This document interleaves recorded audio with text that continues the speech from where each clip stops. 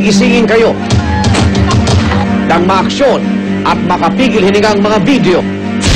Mga modus na dapat nyo malaman para hindi kayo maisahan at iba pang totoong eksenang may kinalaman sa inyong kaligtasan. Magandang hapon, mga igan. Ako naman, Arnold Clavio. Hindi ka biktima. Maging alisto. Sa kauna-unahang pagtatanghal ng alisto.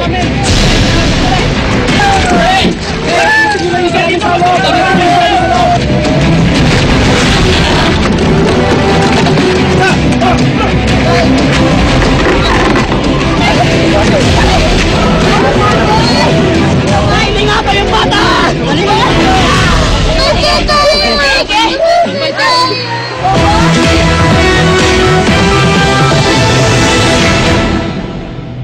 Ika-20 ng Marso taong 2012, maagang gumising ang pamilya Dawal Makasyev. Noong umagang iyon, nakatakda silang lumuwas patungong Lingayen, Pangasinan para humangon ng kamatis na kanilang ibinebenta. Pero napansin ng ina ng tahanan na si Myra, tila may kakaiba sa umagang iyon. Mga pangita ay nagdulot sa kanya ng kakaibang takot at pangamba.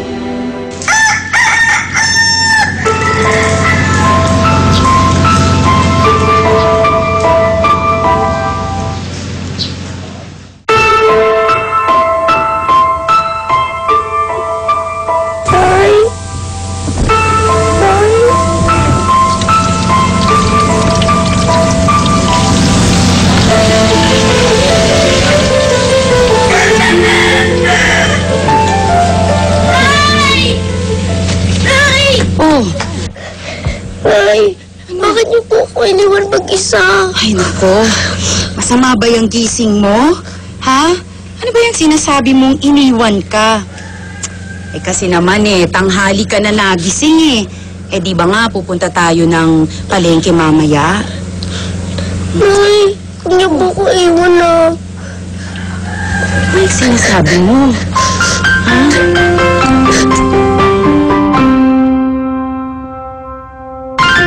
Pangalawa sa tatlong magkakapatid si John Christian. Boy ang tawag sa kanya ng kanyang mga magulang. Ayon sa ina niyang si Myra, likas sa mabait, matalino at malambing. Ang 7 taong gulang nilang Anghel. Pag nakatrabaho, bibigyan ko kayo ng magandang buhay. Sabi niya, hindi lang kayo ng magandang bahay, di ka maghirap, mama, huwag kang iiyak, sabi niya. Yung palagi sinasabi niya sa akin, bibigyan kita ng maganda mong bahay, mama.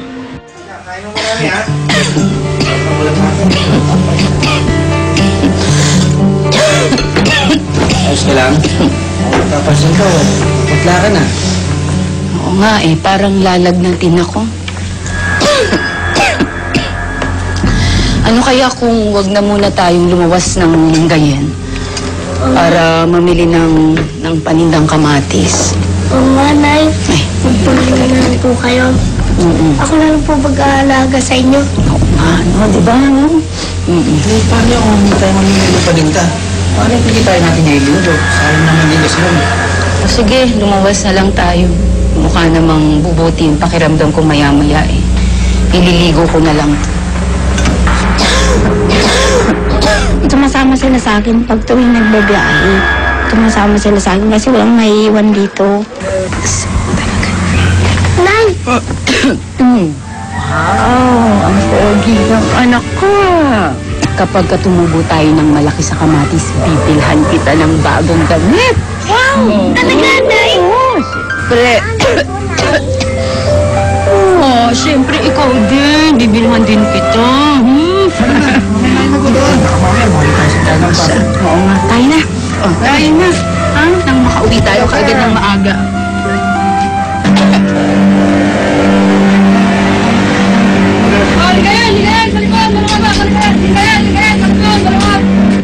Gusto namin mag-asawa sa gitna. Sa gitna ng bus. Sa medyo, sa kanan. Sa gitna. Ayaw ng dalawang bata. Pinilit niya kami doon kami sa pinaka likod. Ngayon, sinunod namin sila dahil dalawang bata yung gusto nila doon. Tanaw na sila doon sa hulihan. Doon daw sila sa hulihan. Dito ka na kaya maupo, anak? Ha? Bakit huwag ka gusto mo dyan sa may bintana, sige ka mamaya, maputol yung kamay mo. Si nanay naman. Sanay naman ako dito, Nay. Tsaka gusto ko po makita yung mga dinadaanan natin. Siya, sige. Sigurado ka, kumapit ka lang mabuti ha. Huwag ka maglalabas ng kamay mo.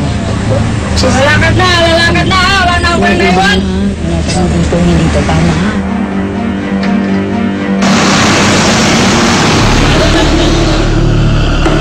Sabi ng asawa ko, bakit ganito ang sasakyan? Sabi niya, parang nawigil.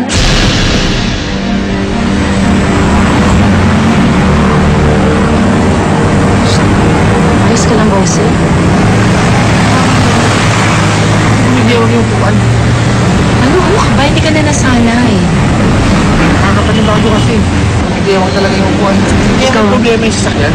Ikaw naman, hindi naman siguro nila ibabiyahe ito kung wala sa kondisyon. Pagdating namin dun sa pababa, sa may kawayan, bigla na lang, mabilis talaga ang takbo ng sasakyan. Bigla na lang na aksidente talaga, hindi ko alam, isang kislap na talaga.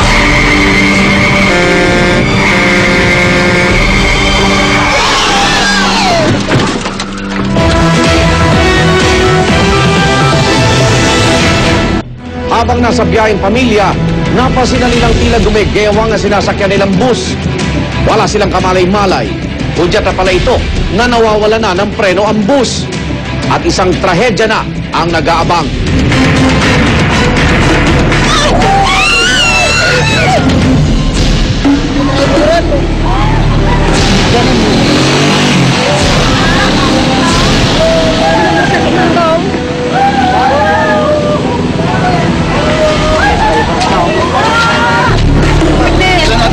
Tulungan niyo! Rescue yung bata! Buhay pa! Tanggalin lang yung salamin! Una akong nakabangon, tinanong ko yun. Ginanyan ko, akala ko lahat sila patay. Nagre-reyaw yung mga tao na nasa harapan. Narinig ko yung anak ng babae. Umiyak. Nagbusisan ko siya. Akay, nasaan ka? Sabi ko gano'n. Nandito ako. Nasaan yung isa mong bata? Sabi ko gano'n. Hinanap ko. Nakita ko lahat ng mga lumalabas doon sa may bandang likod ng bus, naapakan pa yung bata. Siguro sa nervous ng mga pasahero, hindi nila na alintana yung bata doon na naipit na yung pulo niya. Tapos unti-unting lumabas yung maraming dugo doon sa may kalsada. Bago nila nakita na may naipit na ulo. Sigaw ako ng sigaw na. Tulungan mo kami dito kasi naipit yung anak ko. Yung asawa ko nang tulalaan na siya. Nakatanggap po kami ng tawag sa aming hotline. Tumawag sa amin ay isang concerned citizen na sinabing may naganap na aksidente sa Barangay Kawayat. Pagkatanggap po namin ng tawag, agad-agad kaming nag-dispatch ng isang team para pumunta dun sa pinangyarihan ng aksidente. Habang patungo ang Suwal Rescue Team sa lugar ng aksidente, nagkaroon ng komosyon sa mga residenteng nakasaksi sa pagtaob ng bus. Sa gitna ng hiyawan at pag-iina sa klolo ng mga biktima, wala na silang inaksayang segundo at hindi na nahintay pa ang rescue team.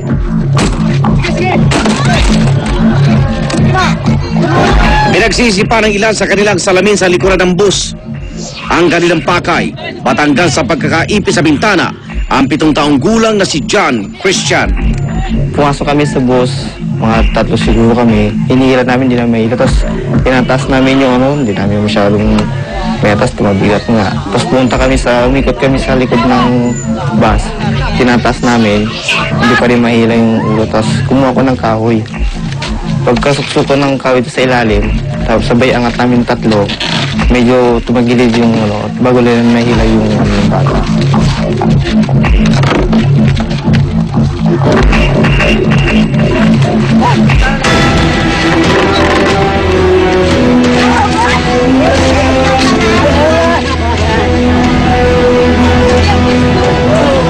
Hindi ko na alam kung anong ginawa nila kasi taranta na rin ako. Taranta na rin ako.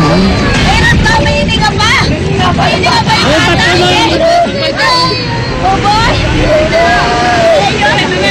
Tapos may pulis. Kung kami, isakay mo kami, tapos ako dadalhin ko ito sa ospital para mailigtas ko yung buhay ng bata.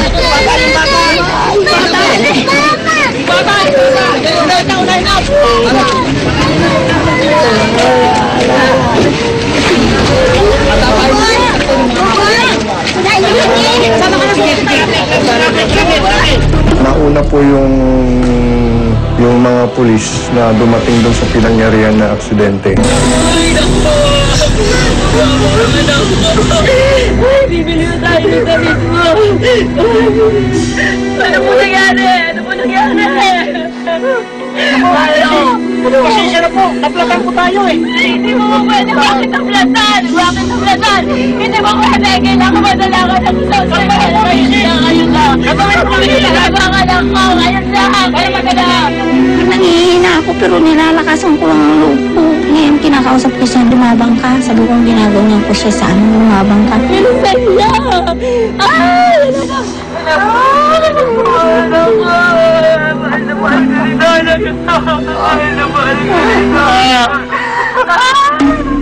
Ay, tulong! Tulong! Tulong! Tulungan niyo kami! Hindi ko alam kung buhay pa siya o ano. Basta sinasabi kong siya, lumabang ka. Dadalhin kita sa hospital. Tumatakbo ang oras. Pigil ang hiningang tinitignan ng kalunos-lunos na lagay ni John Christian. Makaligtas pa kaya ang bata mula sa bingit ng kamatayan? Bye-bye!